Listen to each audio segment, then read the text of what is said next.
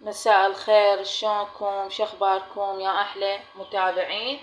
اليوم رجعنا وياكم راح نسوي بقسماط. بنات البقسماط هذا عندي كعك أبو الدهن.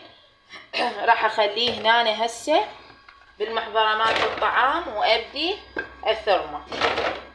هاي هسه هنا راح أبدي الثرمة. هاي هسه هنا راح أثرم.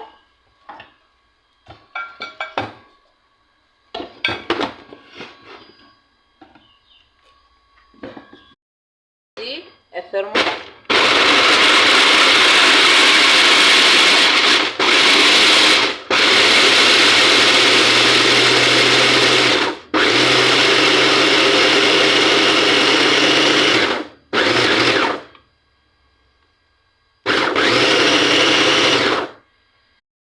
بنات، هذا شكله بعد ما ثرمناه. هسه بنات نخله واتاكد من عنده الى بيه بعد كبار ارجع اسويه مره ثانيه. بس هذا شكله هو هيجي يصير. ها يفيد بنات للكنتاكي تسوين بيه همبرجر عادي، اي شي يصير بيه هو هذا.